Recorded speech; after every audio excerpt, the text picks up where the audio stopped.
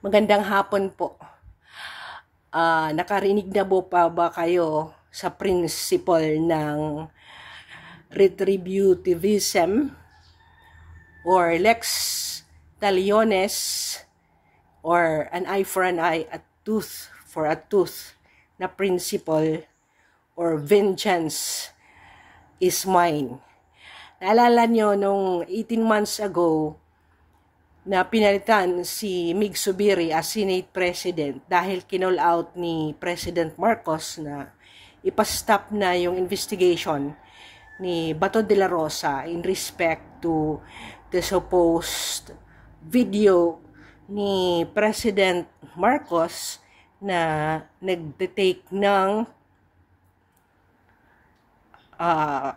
allegedly cocaine. In that meeting with Zubiri, hindi po pinakinggan ni Zubiri and he stood ground na ipagpatuloy pa rin ang investigasyon ni Senator Bato. Okay? Ang nangyari, wala siyang alam, kagaya sa nangyari ngayon kay Escudero, ay pinagbutuhan na pala siya. Ang iniyak ni Mig Zubiri doon kasi he stood ground for a supposed friend like Bato to support him to continue with his drug investigation. Iniwan siya, hindi man lang siya bumusina. Diba? Ang tawag po dito ay hindi makakatulog ang isang taong binitray mo. Okay? So, hindi talaga nakakatulog si Mig Zubiri. Do you know, until the time na nanalo na si Soto this time, he wanted Soto to be the one to be the Senate President. Kaya, hindi na tayo magtaka kung bakit biglang pinalitan si Escudero kasi naalala nyo days back nang mag-start si Marcoleta ng kaniyang Senate Blue Ribbon Committee ay tinawag din ng anak ni Marcos Jr. na si Sandro Marcos si Escudero na i-stop na yung Marcoleta Senate Blue Ribbon dyan sa flood control. If you remember, doon sa aking mga video sa baba, I already said, bakit biglang pumunta sa mga flood control projects na to si Marcos when he could have done so during the inception of his term, diba? So, bakit ngayon? Kasi hindi niya kaya si Marcoleta tawagan at ipastop. Yung aking video kaninang umaga, I said, nakakalungkot, ibinigay niya yung USB kunyari kay Marcoleta, and yet the one who gave the privileged speech was Ping Lacson, unearthing kunyari yung mga flood control. But nagsisigway siya. Ang mga pipitsugin na mga congressman ang kaniyang pinangalanan but never Saldico and speaker. Sa totoo lang, kung nanood po kayo sa Saganang Mamamayan, may mga moves po ang Soto Block or Marcos Block na hindi ipagpatuloy ni Marcoleta noong September 1 and 8 yung mga hearing na yan. They wanted to have it suspended for a while kasi nga niluluto pa nila na palitan at hindi magpatuloy ang pag-iimbestiga. Ang hindi nila nakita or na-stop, talaga ang Diyos kakahapon ng umaga, pumiyok na si Diskaya at talagang inimplicate si House Speaker Romualdez at saka si Saldico.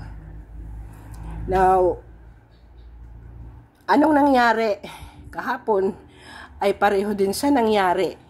After Sandro called na ipastop sana ni Escudero, Escudero was adamant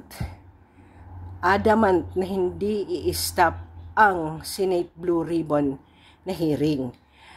If and when Diskaya has already divulged it is just 1 inch away, pipiyok na rin kung may alam ang contractor na to ang susunod na may implicate.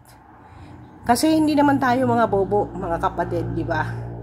Alam natin ang connection. So, nakita natin, may mga nagagadfather si Romualdez sa mga anak, si anak ni Soto ay itinalaga na head sa MTRCB. So, patuloy po tayong magmanman at ngayong araw na to ay papalitan na si Marcoleta. And I stand corrected doon sa aking umaga na video kanina kasi akala ko talaga sila ay kinonsulta. So today, we knew na hindi pala talaga kinonsulta ang lahat ng Duterte Bloc, and the audacity of Soto saying hindi na namin sila kinonsulta kasi magulo lang sila. Imagine that, talagang ganito na ba talaga ang kalakalan sa Senado ngayon? Wala na ring consultation, walang due process. Hindi talaga kinukonsulta in an open proceedings ang mga taong susuporta o hindi sa mga movement na yan. We will watch people with the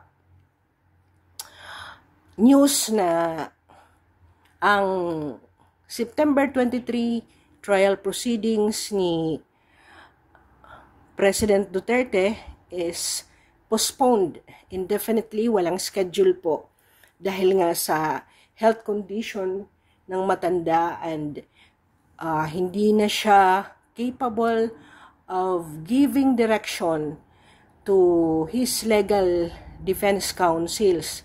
So, iisipin po natin na kung pre-trial proceedings at charges, makikita po natin ang stand kung fit ba na i-proceed ang trial proceedings at sana kung totoo na.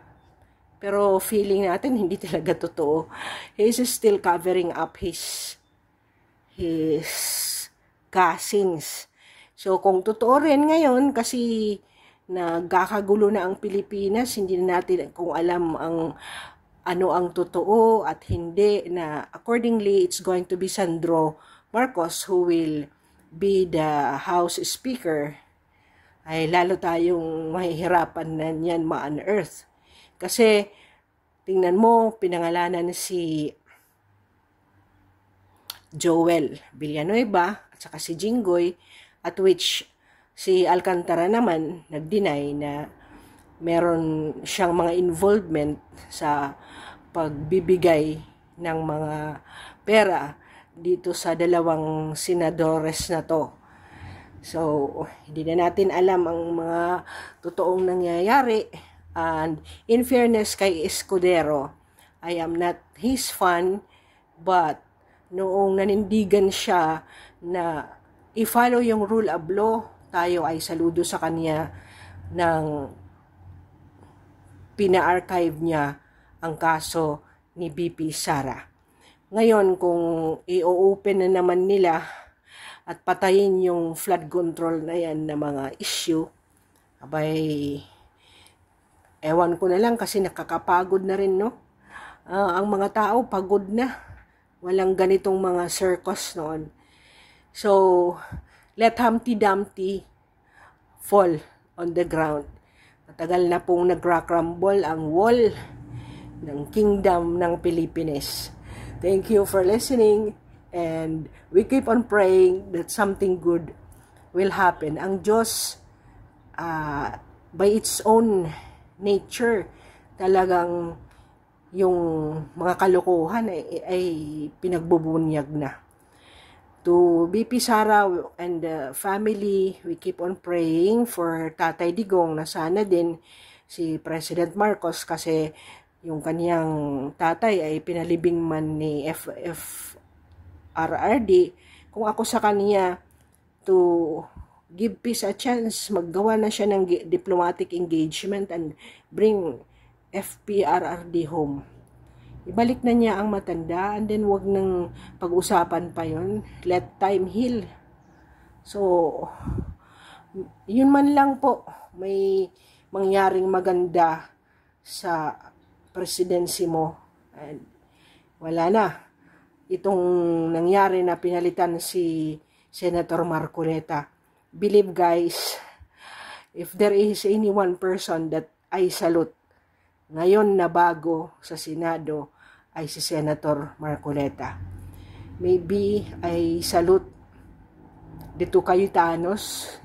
Hindi ko both maisip na bakit nagawa ni Villar yun. Kaya lang at stake nga yung kanilang negosyo dahil may marami silang mga inefficiencies na nangyayari sa kanilang mga negosyo. So, they're going to cover for that. God bless the Philippines, and we keep on praying.